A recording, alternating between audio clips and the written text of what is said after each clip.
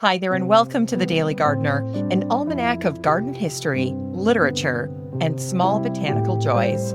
I'm Jennifer Ebling, and today is January 30th. Late January doesn't ask for spectacle, it asks for gratitude. We've made it through one of the hardest months of the year. This is a good moment to take a quiet inventory. The books we've returned to, the garden plans beginning to form, the plant names we can still recall, and the gardeners we've connected with while our own gardens remain at rest. And it's a fitting pause for stories about attention, the kind that lingers, the kind that remembers, the kind that shapes how we garden long after winter loosens its grip. Here's today's garden history.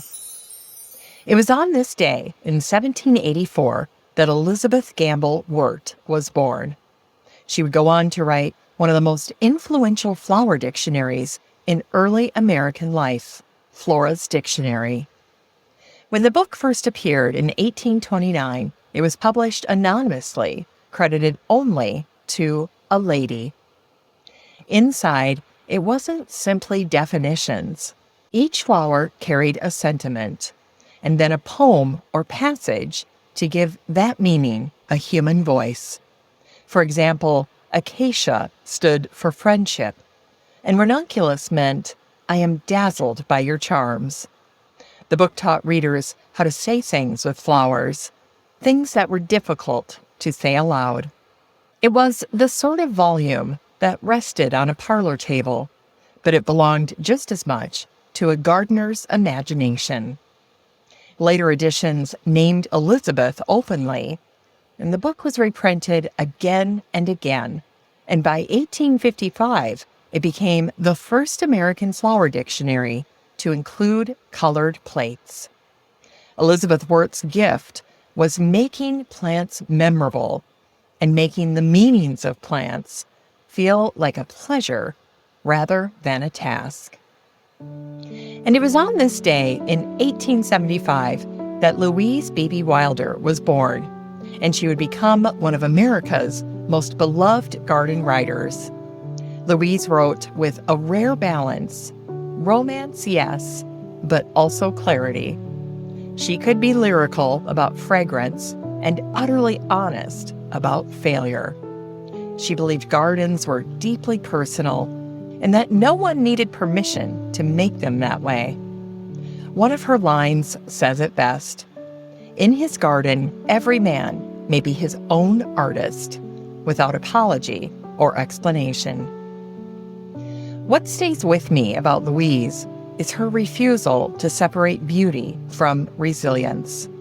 She gardened through joy and grief, through success and upheaval, and never pretended the garden was anything but entwined with life itself. In late January, when the garden is mostly structure, Louise reminds us that our imagination still has work to do. Puzzling out potential, rethinking spaces, figuring out functionality. These are all worthy winter labors for gardeners.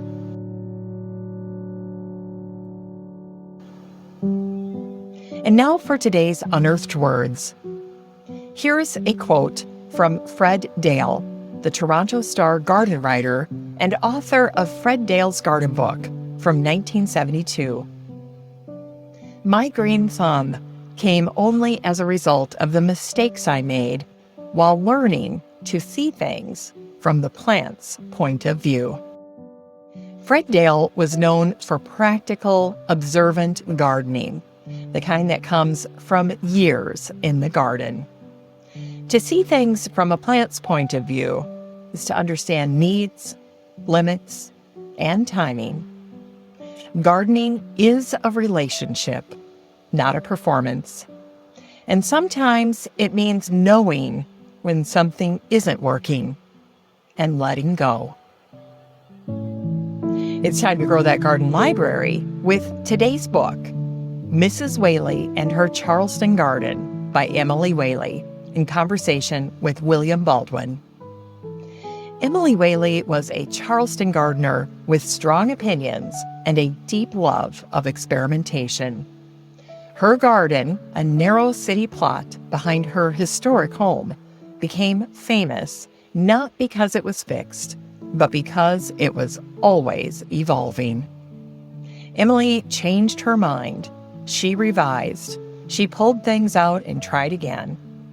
After her book was published, even the New York Times took notice, writing about her garden rooms, its borrowed backdrops, and Emily's habit of rethinking everything every few years. This is a wonderful January read because it demystifies gardening and inspires action. It's practical, unpretentious, and often very funny. Emily reminds us that good gardens are built by people willing to iterate, making improvement after improvement, pushing past setbacks, and continuing to seek new areas of growth and possibility. And this is exactly why the old saying still holds: gardeners dream bigger dreams than emperors.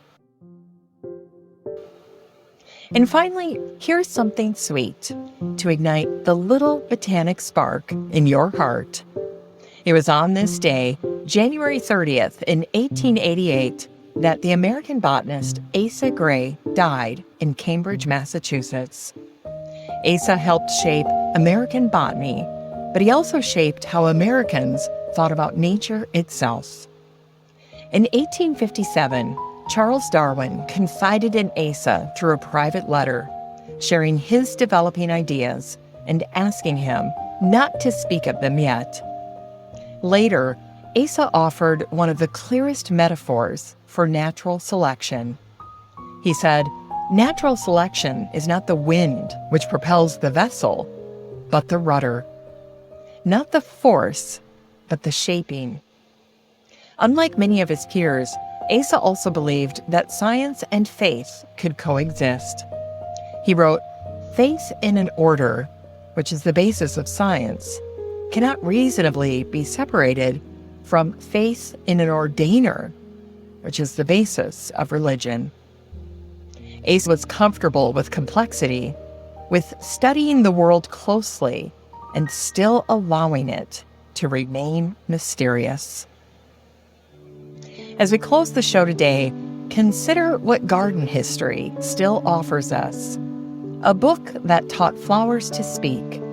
A garden writer who gave people permission to try, fail, and try again. A botanist who helped America learn a new way of understanding the living world.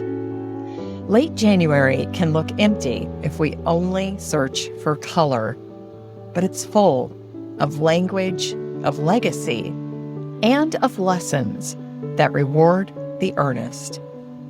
Thanks for listening to The Daily Gardener, and remember, for a happy, healthy life, garden every day.